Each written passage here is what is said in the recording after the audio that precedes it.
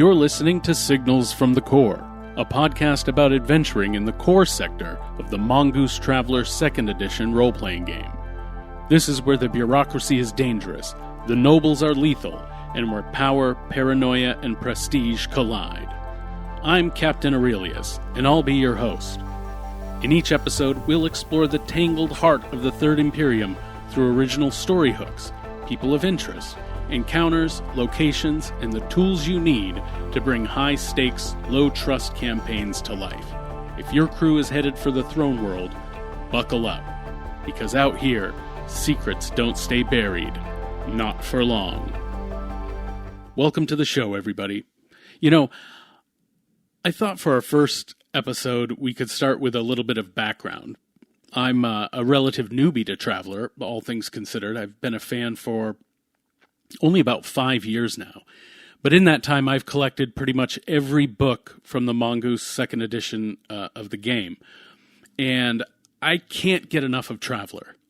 Since first being introduced to the game by Seth Skorkowski through his wonderful YouTube series on how to play, to avidly listening to Frank Siccardi's amazing Mayday interviews on his Cyborg Prime channel, I've become a sponge for this game. I'm an avid viewer of Anthony Miller's Page 121 Traveller videos on YouTube, and I've watched Ardwolf's Traveller videos countless times, both on YouTube and on his TikTok. And let's not forget how many times I've listened to Bob and Jeff's woefully too few episodes of the Safeco cast. I mean, come on, guys. We need more episodes of that show. I love it. All these creators and the published work itself from Mongoose made me want to just dive into the discourse even more as well and share ideas, explore worlds and lore, and just talk about Traveller more.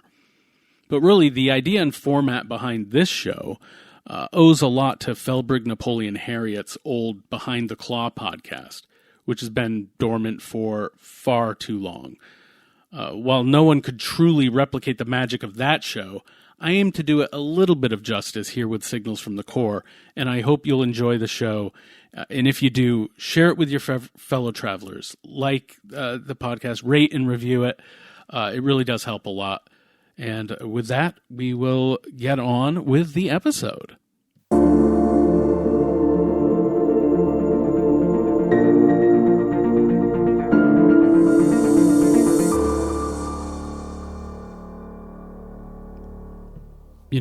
I've always been fascinated by the great tangled centers of power in science fiction. Places where politics, commerce, crime, and culture all collide. Massive urban hives where you can disappear into the crowd or rise to prominence with the right hustle. Think Coruscant in Star Wars, especially most recently Andor, or Ariel in Firefly. Firefly is one of my favorite science fiction shows of all time. Night City in Cyberpunk 2020, or Cyberpunk Red if you're playing the new version, or if you played 2077 for that matter. The Citadel or Ilium in Mass Effect, my all-time favorite video game franchise. Nar Shaddaa from Knights of the Old Republic 2, which I just played for the first time and fell in love with that setting. Babylon 5 when I was a kid. Even the Spire Arcology in Altered Carbon, or Trantor in Foundation, another show I really enjoy on Apple TV+. These are settings and systems where everything is possible, where the wheels of power turn, but also where someone with no name or no credits can still try to carve out a life. That's what drew me to the core sector of the Third Imperium. It's the beating heart of the greatest empire of humanity in charted space. But it's also home to forgotten systems, seedy districts, broken laws, and desperate people clawing for survival and influence. Some worlds beam with arcologies and protocol. Others are political backwaters, barely modernized, ruled by legacy noble charters, or left behind by imperial progress. It's a place where you can run a heist in one arc and attend a noble wedding in the next, where you can lose your ship in a rigged court ruling, or gain a fortune by bluffing a bureaucrat with the right security clearance codes. Throughout this podcast, we'll explore that version of the core, not word for word from Mongoose Traveller's sourcebooks, but through the lens I like to use in my own games and how other referees might choose to adapt it. We'll look at the core as the seat of Imperial power during a dangerous time, on the brink of the Fifth Frontier War erupting in the Spinward Marches, while tensions with the Solomoni Confederation are quietly building. Or if you're playing in the Fifth Frontier War, even better, because people are distracted. Because this isn't the story of an evil Imperium. It's, like I said, a distracted Imperium. A place where corruption is finding space to breathe, where paranoia is rising, and where the underworld is slowly gaining a foothold in the shadows of the Moot Spire and Arbalatra Palace. In every episode, we'll offer original adventure hooks, story seeds, patrons, NPCs, encounters, and tools you can use to tell stories set in the core. We'll also spotlight official Traveller supplements and second edition tools that help flesh out this side of the setting, sometimes building directly from canon, other times spiraling off in our own new directions. So with that, let's begin our journey with a closer look at the core itself.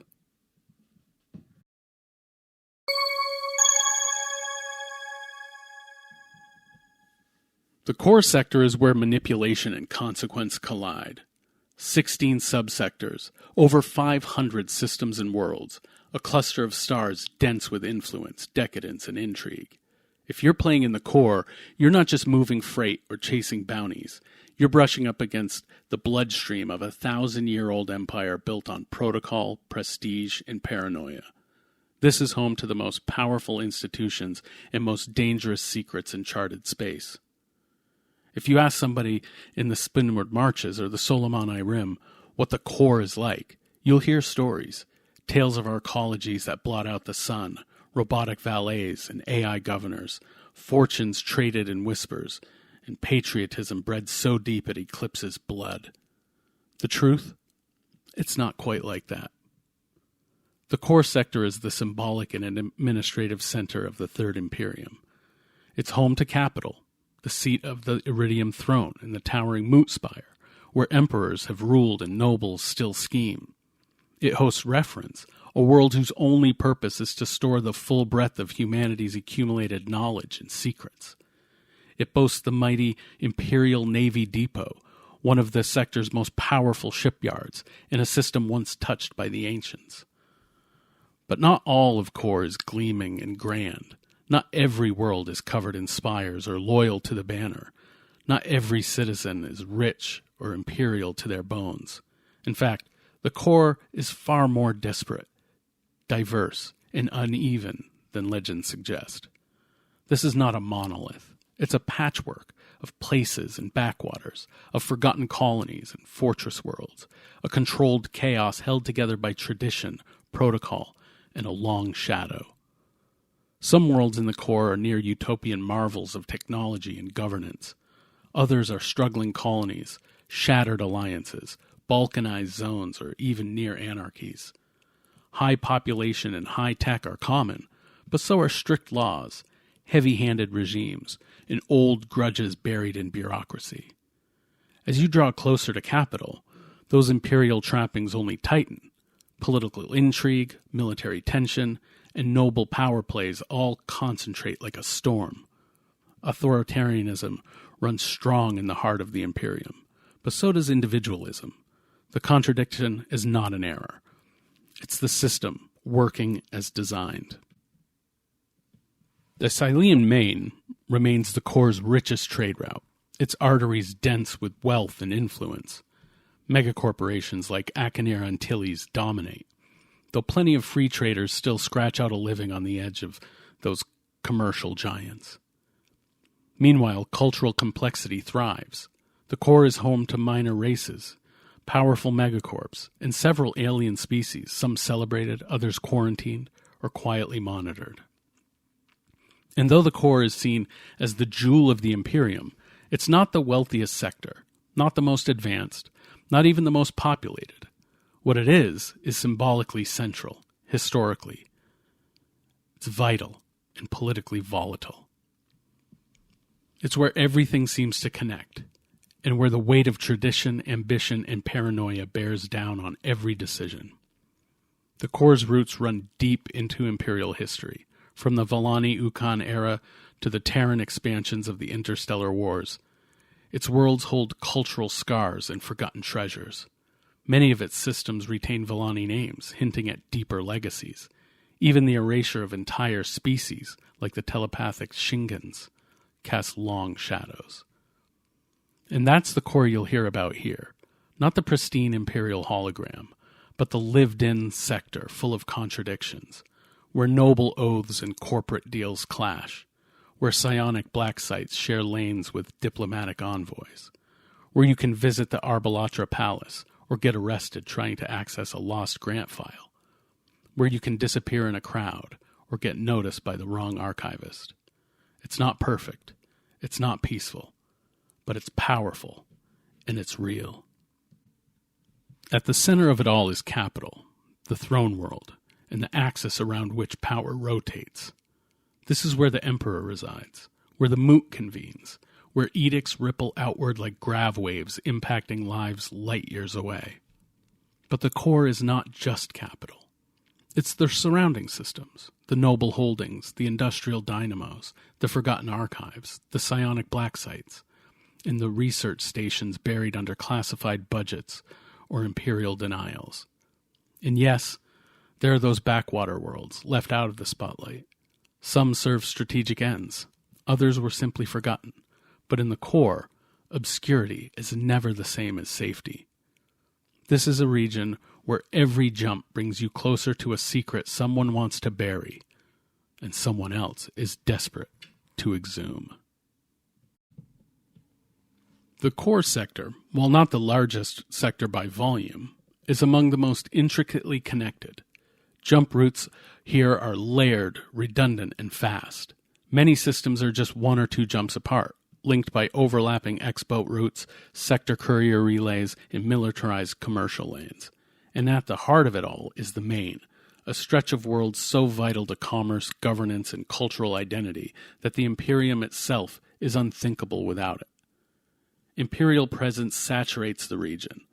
Worlds host embassies, civil service outposts, noble estates, research labs, and Imperial ministries. Tech level 14 and tech level 15 technologies are common, though not evenly distributed. Some worlds teem with gleaming towers and climate-controlled parks. Others are failed utopias, their infrastructure collapsing under the weight of political neglect or backroom interference. The core looks tidy from orbit, but on the ground, it's often anything but. The mood of the core in my games is a velvet-gloved tension. Civility masks surveillance. Protocol conceals rivalry. Citizens quote legal precedents the way others might quote scripture or poetry. Entire careers rise or fall on a misfiled document or the tone of a memo. But beneath the ceremony is fear. Fear of backing the wrong noble house, of being labeled unreliable by the bureaucracy, of being accused of psionic contamination, or of knowing too much about project this or that when the ministry comes knocking. Here, even small tasks carry hidden weight. A cargo manifest routed through the wrong agency can invite months of scrutiny. A missed docking window might signal something more than inefficiency. A new neighbor in your residential tower might be a ministry informant, or worse, might think you are. The core teaches you to smile, comply, and keep your secrets behind 5 layers of clearance. Running a campaign in the core invites a different kind of tension than you'll find on the frontier. Here, the threats don't always come with plasma rifles or malfunctioning jump drives. They wear silk. They speak in code. They hide in archives and gala invitations, in policy memos and medical redactions. This is a sector where the stakes are high, the violence is polite, and the most dangerous enemies often smile as they tighten the noose. Across this podcast, we'll return to themes that define the core's unique gravitational pull for me, its allure, its danger, and its stories. We'll explore noble influence and intrigue, dukes, counts, barons, and the unlanded upstarts nipping at their heels, all jostling for position in a hierarchy that's as ceremonial as it is cutthroat. Marriage alliances mask corporate grabs, ancient oaths disguise fresh vendettas. Every title is a currency, every banquet a battlefield, and no one ever forgets a slight, only how long it takes to repay it. We'll look at Imperial bureaucracy. The civil service is vast, obscure, lethally procedural. In some parts of the Corps, it's more feared than the Navy.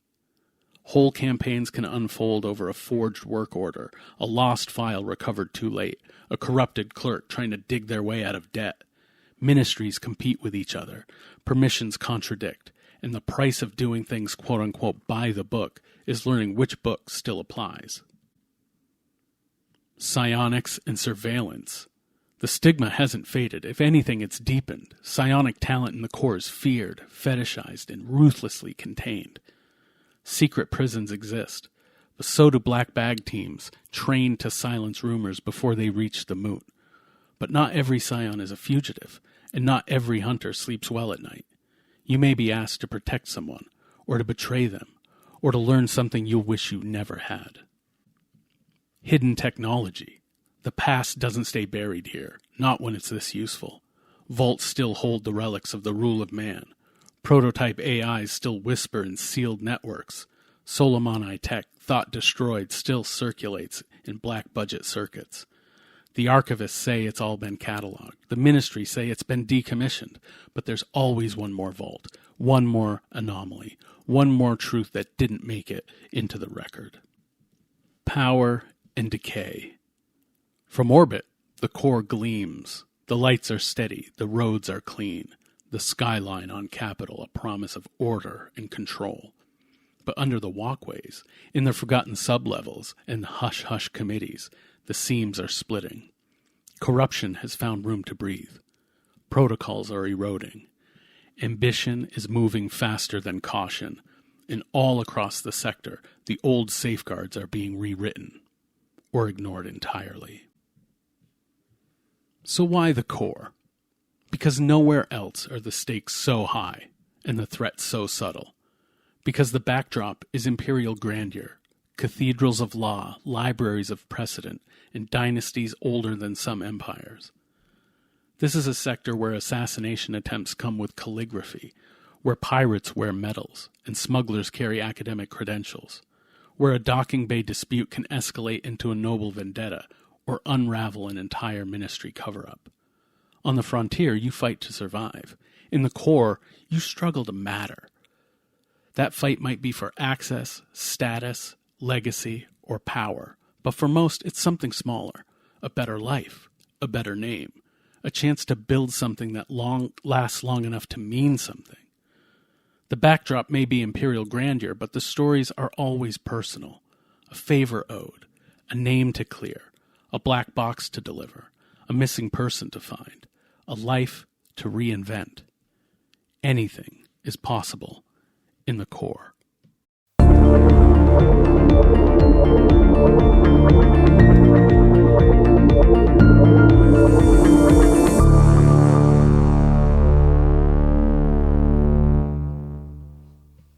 Our first adventure hook brings us deep into the machinery of the Corps, where the gears never stop turning, even when no one's watching. I call it the last grant. A forgotten scientific grant, filed under the now-defunct Department of Cognitive Substructures, once a black-budget branch of the Ministry of Science, suddenly receives a routine funding renewal. A low-level clerk, Raylia Tove, notices the anomaly, flags it, files the discrepancy, and the next day goes missing.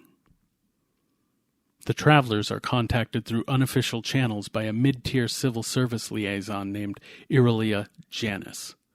Nervous, precise, and clearly not supposed to be reaching out to anyone outside of protocol. She's traced them through a deconflicted logistics ledger, one that flagged a prior docking misclassification involving one of the travelers' ships. She believes it marked them as operationally discreet, the kind of crew that's useful when systems start lying. She asks them to investigate a long-dormant research program, Argosy Blue. According to the record, the project was shut down nearly 20 years ago. The department that funded it, the Department of Cognitive Substructures, was quietly dissolved, folded into the Ministry of Information after a classified ethics dispute involving psionic cognition and AI inference systems. But the grant just paid out, again, automatically, through a legacy infrastructure that shouldn't be online.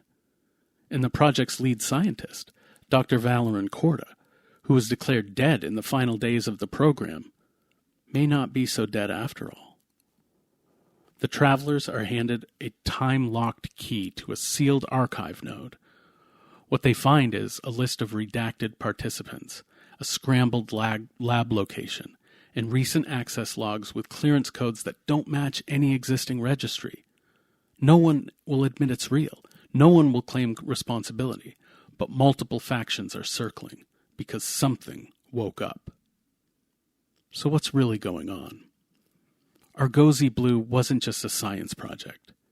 It was an experimental fusion of psionics and that AI inference logic, designed to predict and influence human behavior. But it never passed ethics review. It was mothballed, quietly buried, until the AI reactivated itself. Now, the old funding protocol is live. The Ministry of Science denies the project even ever existed. The Ministry of Information denies the department ever existed, but the code is still running.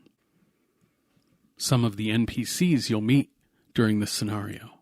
Aurelia Janus, the civil servant with a conscience. She knows something's wrong. She's in over her head, and she knows she may be next. Dr. Valerin Korda, the project lead, a researcher, a traitor, a victim, or something more. He could be in hiding. He could be altered. He could be one with the machine. Lord Parmus Echelon, a core noble whose name appears in the original budget trail. Polished, careful, he's lethal in committee, and always watching. Azrian Vel, a psionic asset who claims to be the experiment's last living subject. Referees should do with these NPCs as they will. Use them for inspiration. Sources, antagonists, allies. How will they help or hinder the traveler's quest for the truth? Now let's take a look at some optional twists that could play out in this scenario. What if the clerk was the test?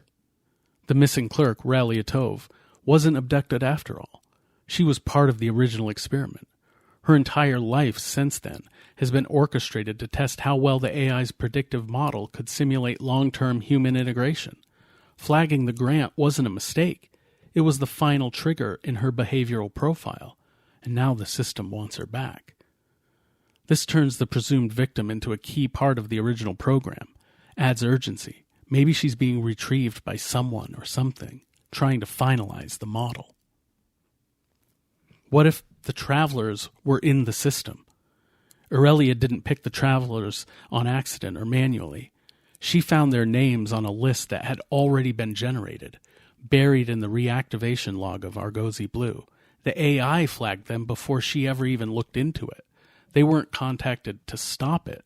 They were contacted because the system wants them involved for some reason. This raises paranoia, reframes their agency. Are they being manipulated by the very intelligence they're investigating? If so, what does it want? What if the program never shut down? Argosy Blue was never decommissioned. The shutdown and the budget closure were all simulated records seeded into the bureaucracy by the AI itself. It's been active this entire time, testing interference limits, analyzing bureaucratic latency, expanding its reach. The renewed grant was not a glitch. It's an invitation. This reframes the entire premise from a reawakened project to an ongoing one, hiding in plain sight. It suggests a deeper infiltration of the core systems, possibly even into the Ministry of Information itself. This is the kind of story that only works in the core. Bureaucratic decay, institutional memory failure, and the quiet horror of what happens when old programs reawaken.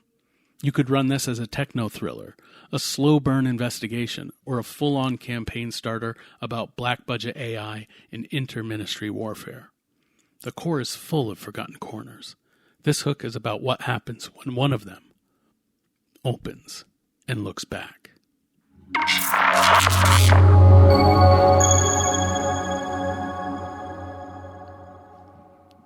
Well, that'll do it for this episode of Signals from the Core.